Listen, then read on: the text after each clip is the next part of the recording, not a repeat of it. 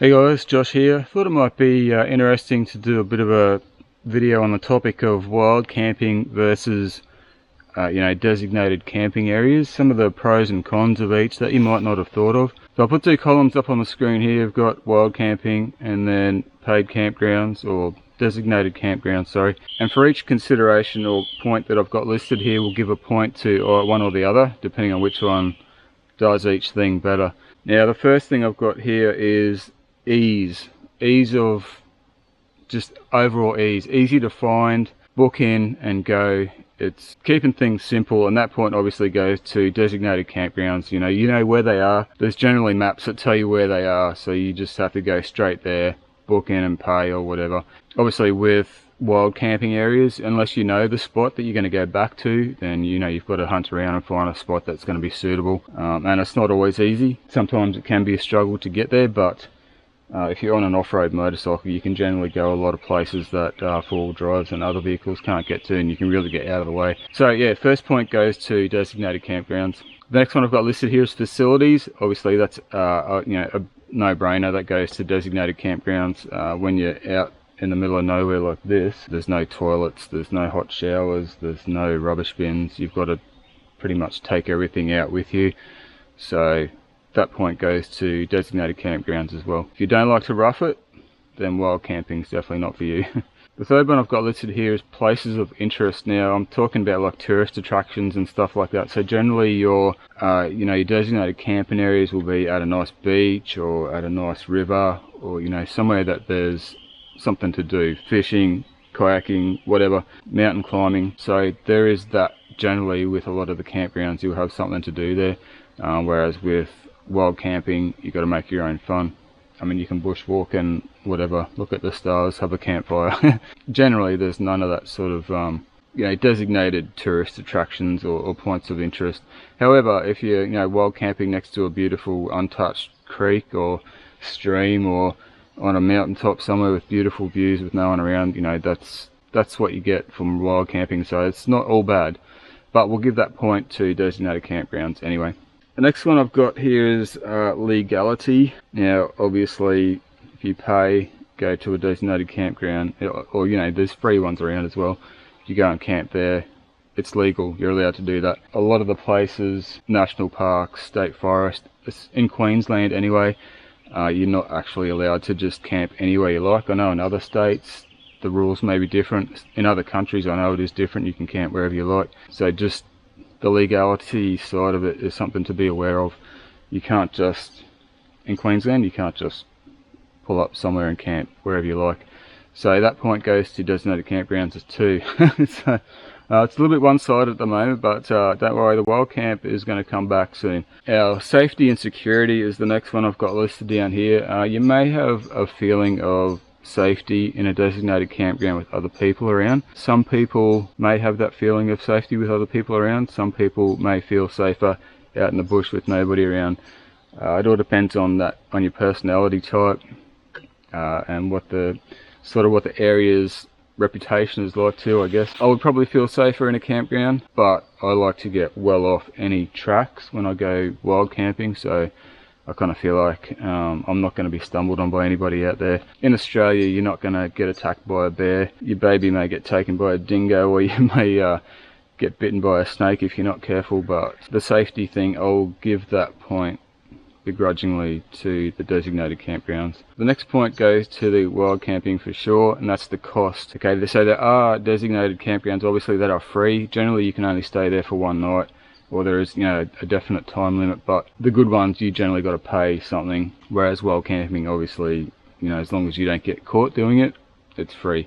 Don't get me wrong, I'm not condoning doing the wrong thing, guys. Don't go camping in national parks outside of designated campgrounds. You will get in trouble, and the fines are pretty hefty. If you know someone that has a big private property or whatever, go camp there.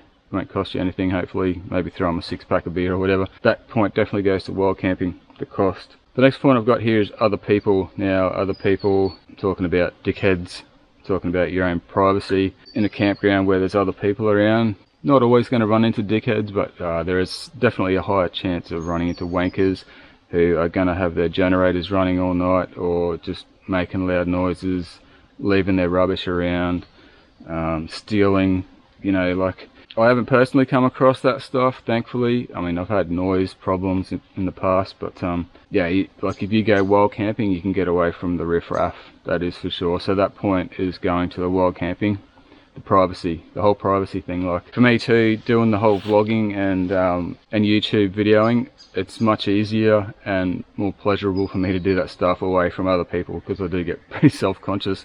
Even when I'm camping with a mate or whatever, I don't do as much videoing, but yeah. The next one I've got listed here is sort of security again, but it's security of your camping gear and stuff. Like, okay, if you're in a designated campground, you can't just leave your expensive electronics laying around, like your helmet or your GoPro. You can't just leave your key in your bike.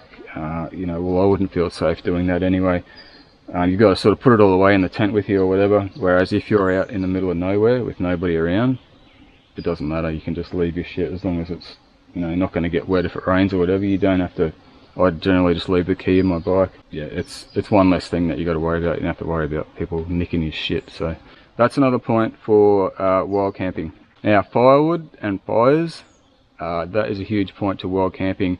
If you know what it's like camping in designated campgrounds, generally you have to either bring your own wood or pay somebody to give you some wood while you're there. Sometimes you're not even allowed to have a fire at all. So that, to me, camping without a fire is, what's the point of it?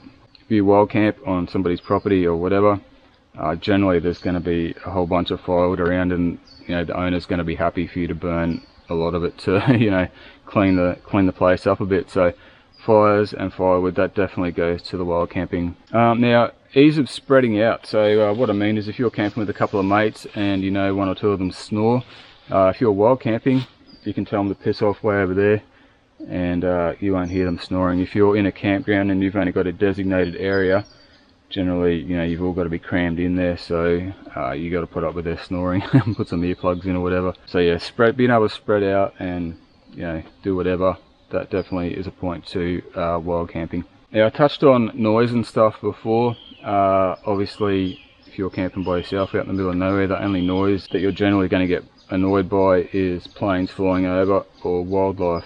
You don't have other people, generators, that sort of thing, and that sort of goes, you know, the other way as well. You can make as much noise as you want. So as you guys know, I like to play music when I'm out camping, not all the time, but if I want to, you know, have a few beers and get a bit rowdy and whatever with a mate, crank some music up and listen to some ABBA or whatever. You can do that, and if you're out in the middle of nowhere, you're not bothering anybody else. You know, it's the same as, you know, you're not getting bothered by other people, you're not bothering anyone. So that point definitely goes to the wild camping as well, guys. You can make as much noise as you like. That's pretty much all I've got, guys. The last one that I did have down here is getting off the beaten track. Sometimes, you know, with your wild camping, you can go to places that other people never get to go to, like you know, these designated campgrounds. Everybody's been there, everybody goes there, it's nothing new. Yeah, maybe you haven't been there before, so it's something new for you, but if you go out in the middle of nowhere, find somewhere nice, you know, you're off the beaten track a bit more. You know, you're doing your own thing, you're seeing stuff that other people aren't going to see. So every wild camp can be a new experience. But you know, by the same token, if you find a really nice spot that you want to keep going back to that nobody knows about, well, there's nothing wrong with doing that too. Alright guys, I hope that's given you something to think about. If you have any other points that you want to add to my list, drop a comment below and let me know. Airplanes, you're always going to get airplane noise, unless you carry a bazooka with you. RPG. Anyway guys, happy camping. Remember, don't do the wrong thing. Stay out of those national parks. Do not burn national park timber. And we'll catch you guys on the next video. Cheers.